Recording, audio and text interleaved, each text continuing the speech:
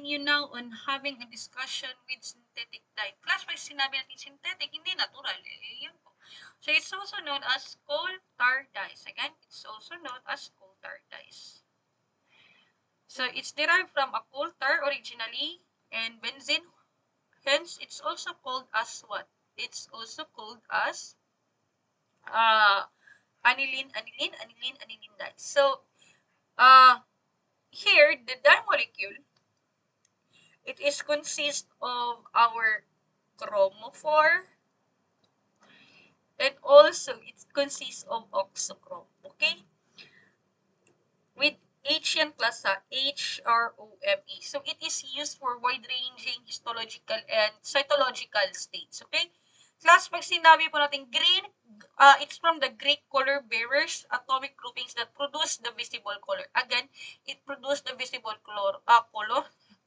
It is our chromophore.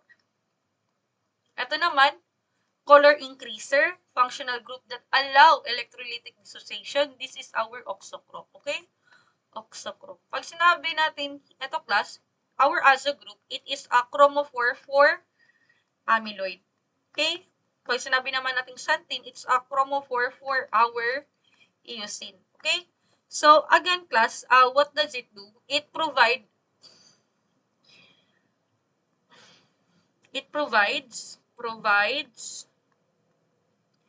the coloring, coloring property of the dye. Again, it provides the coloring property of the dye. And ito naman class, pag sinabi nating color increaser na si oxochrome, ito, yung anionic, this is the hydroxyl and carboxyl group. Okay? And on the other hand, the cationic is the amino group. Okay? So, the oxochrome class, they allow dye to bind tissue. Okay? So, they will provide the dyeing property for the forming cells. Okay? I hope it's clear. So, again, class, a chromogen here, it is a colored but not a dye. Okay? Colored but not a dye. It becomes a true dye when it contains both the chromophores and oxochromes. Okay? Giving it a salt-forming tissue-binding properties. Okay? Okay, class, let's continue here. We will talk about eosin. Ito, class, in eosin, it is an acid dye that is used to counter stain after hematoxylin and before methylene blue. So, saan po natin usually ginagamit sa eosin? No? Sa hematology, di ba? For peripheral blood smear, we are using it. So, sa eosin class, we have different kinds of eosin. So, first class, when we refer to their water or alcohol soluble, and it's most commonly used, gives a pleasant pink red cytoplasm tone. It preferred in routine and hematoxylin and eosin staining. So, this is the, hold on, I cannot see. Okay, this is our eosin Y. Okay, no? So, this is yellowish. Okay, yellowish variant. Why for yellow? Okay, next, deeper red hue with bluish tinge, rarely used. This is eosin. Kasi, di ko na isusulat yung eosin ha, but take note, this is eosin B, which is bluish. Okay, next, alcohol soluble, similar to the others, which is hydrogen soluble, rarely used. OH soluble. Okay, here. So this one, this is the eosin S. No, this is ethyl eosin. Okay. Next is added to eosin solution. It enhances intensity and selectivity of staining. It improves the contrast and sharpness. Okay. So here, class, this is what we call the modifier. Okay. This is the modifier, which this one is the glacial acetic acid. It is around 0.5 ml. Okay, please take note of that. Okay, yes. So here, class, we have different. Here, please read this one. Okay, no. For the cytoplasm in H&E color reaction, this will be pale pink. Our protein cytoplasm, decalcified bone, osteoid, and collagen, pansin nyo, pink. Muscle fiber naman natin is deep pink. RBC natin, class, eosinophil granules, remember, this is bright BRG. HT. Sorry, wrong spelling. Bright orange to red. Okay? Yung calcium naman, class, yung calcium natin, calcium is now color blue. Okay? And calcified bone. Asan yun? Purplish blue. Yung plasma cells naman natin, osteoblast, basophilic cytoplasm, o basophilic cytoplasm, it will color purplish pink. Purplish pink. Next is karyosome natin is dark blue. Next, nucleus natin is also blue to blue black. How about the cartilage class? Do you have an idea? What will be the color? It will be light blue. Okay, it will be light blue to dark blue. Okay, please always remember the principle, class. Okay, please remember always the principle. And you will understand it. How does it work? Okay, class. Let's continue here in Papa Nicolau or PAPStain. Here, the target and purpose and the state. Class, it stained the nuclear structures again. Do you remember? It is our hematoxylin, okay? Hematoxylin. Okay, and another one is stains the cytoplasm of mature cells. Again, mature cells, we have our DOG6.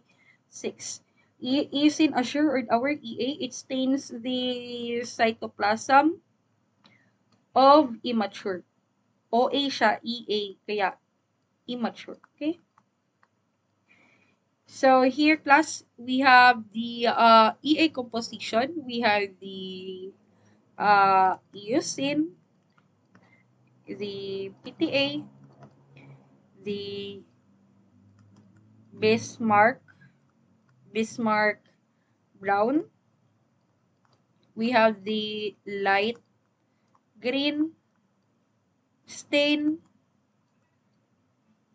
which is like the EA 36, 50, and the 65, and also the hold on, like the lithium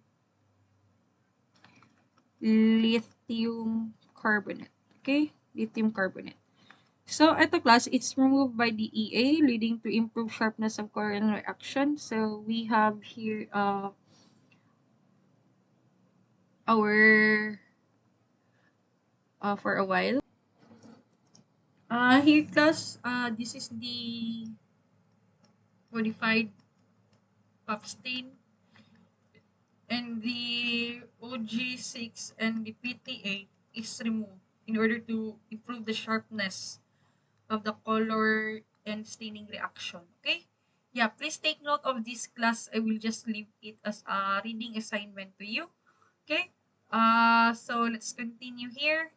The removal of artifact pigments. The malarial pigments, so brownish black intercellular granules. So we can remove it by the addition removal method of like the alcoholic picric acid. Okay? Next, the chromic fixative, fine yellow-brown deposit. Again, the acid alcohol. No? And the mercury chloride pigments, the black granular. As you can remember, we have the alcoholic iodine, the osmium tetroxide fixative, cold water, and then the acid formaldehyde hematine, formal heme pigment, extracellular brownish black granules. We have the alcoholic picric acid, or the alcoholic potassium hydroxide, or 1% KOH in 80% alcohol. Okay? Please take note of that. Here, class, I'll be just leaving this reading assignment to you. Please take note of the following stains, okay?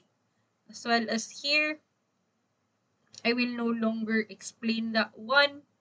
So please take note of that.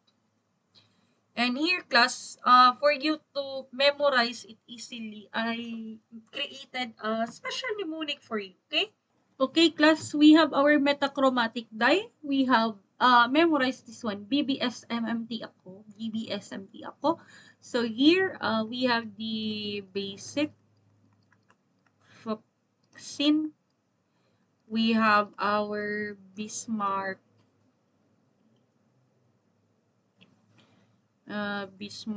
Brown. We have the Safranin. We have the methylene blue. We have the methyl violet. We have the cyanine. We have the toluidine blue. We have the azure A, B, and C, and we have the crescel blue. Okay? And for the supravital stain, we have the JNNTTTT. Okay? JNNTTTT. Okay? We have the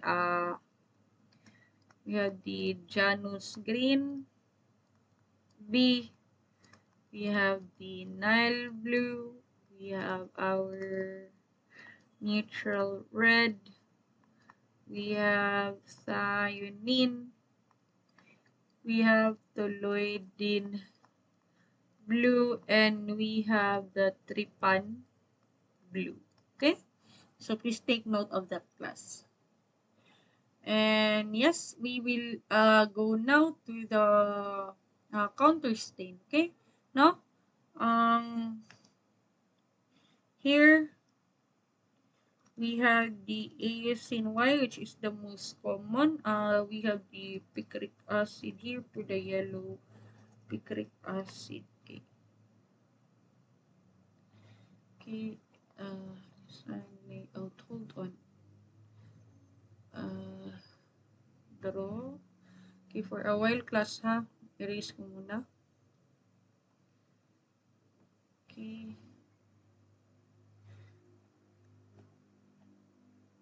So here, class, for the red stains, we have yung counter stain na ASIN Y, ASIN B, we have the phylloxin B, and the rose bengal. For the yellow stains, we have the picric acid and the orange G. Green stains, we have the light green. Why? Okay. Okay, hold on. Okay, so we have our light green, SF, and we have the lysamine green. Okay, for our nuclear stain, we have the carmine, we have the neutral red, and we have the saffron. Okay, for blue naman, we have the methylene blue, we have the toluidine blue, we have the celestine blue, and we have the hematoxylin. Okay? Please take note of this following here, class.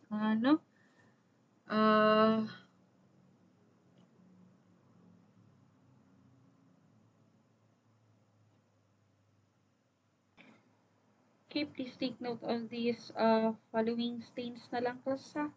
Okay, that one. And also, this is the staining procedure too. Please take note, class, like, as you can see here, like, this is, the alcohol here is descending, right? Descending. And this one is ascending. And then it will be 95, 95. Okay, that one. And this will be 95, 95, 100, ascending. Okay, please take note of this one. Okay, and yes, let's go now on the okay, that will be the end first of this training. Thank you so much for listening. Plus, I will just leave this to you as a reading assignment, and please memorize them. Thank you so much, class.